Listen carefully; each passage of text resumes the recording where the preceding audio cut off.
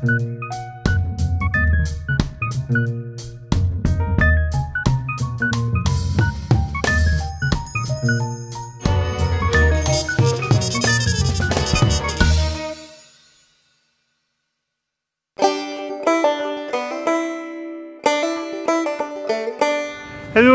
my name's Johnny and I have my own allotment where I grow vegetables and it's nice.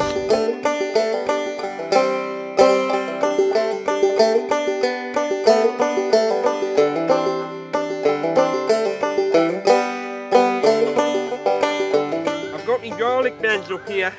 You can come and have a look. These are nice. So this garlic has been in over winter and it's nice. Really tasty, better than the stuff you buy in supermarkets, and it's really easy to grow. Just get your normal stuff from the supermarket and split the bulbs into the individual cloves and plant them. You need about 8 inches between each one and they'll go right nice through winter. And I put my onions are just up there as well, so they've been in over winter. But these are all part of the allium family. It's like onions, garlic, leek, things like that. And what a lot of people don't realise when they're setting up the allotments is you've got to consider which plants work next to each other, because some can be what's called antagonistic. So they don't like each other. So for instance, alliums, garlic and onions, don't work very well against brassicas. So things like your cabbage, your broccoli, your cauliflower, your sprouts.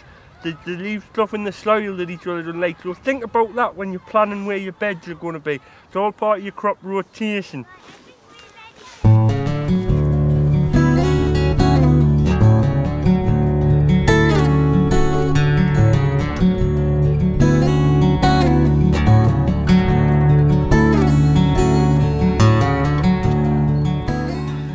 Now, February's a good time to start preparing your potatoes to get them in. And some people just get the potatoes and put them straight in, plant them, and that can work. But it's best, you always advise best to get them chitted first. Chit your potatoes.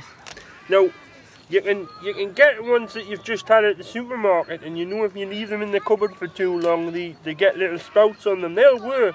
But you're best off buying proper seed potatoes because they're guaranteed normally free of disease and blight and stuff like that. So how you chit them is dead easy.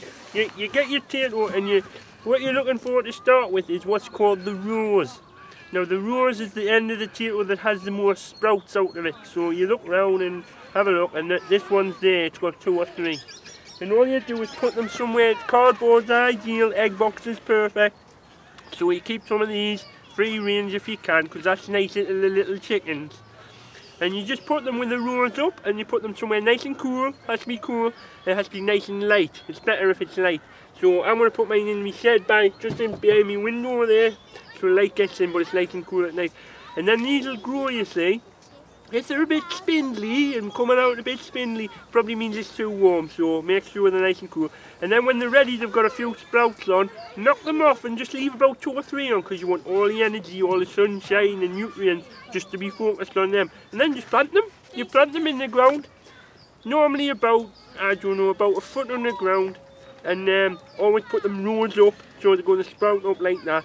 And just watch for them, because as they grow you want what's called earth them up, so keep them earthen up. Because if you don't, the potatoes come to the surface and they get sunlight on them, they'll go green. Nobody likes green. You know when you get them packing in crisps and you get a green one and it's really nasty. So you don't earth them up, don't let the sunlight get them.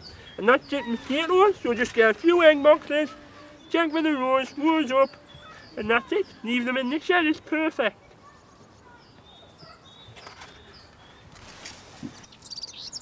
It's funny that I plant potatoes now, because I used to pick them. It used to be one of my jobs on the farm. I used to go across every Sunday and pick potatoes, and we used to stake out which bits would pick, and you had a section of maybe 20 or 30 yards, and you had the fertiliser bags, empty fertiliser bags, and you used to just scoop the potatoes in after the farm had been up the field. And it was alright, but there was this one time that this lad, Jeremy, he's quite a posh kid. He didn't go to our school and out, he went to the posh one down the road. But he was like taking the piss out the way I speak. And I was bent over getting potatoes and he started throwing them at us, and I knew he was because they were landing either side, but I think I was always told the best thing with bullies is just to ignore them. But one got us right on the back of the head and he'd thrown it really, really hard.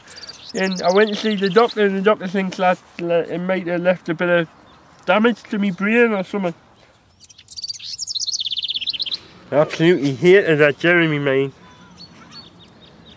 That's why I slashed his dad's tyres.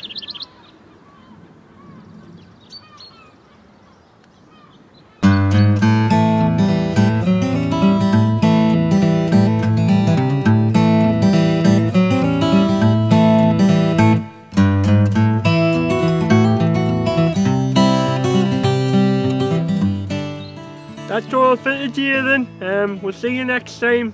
I'm off back home now. See ya, bye.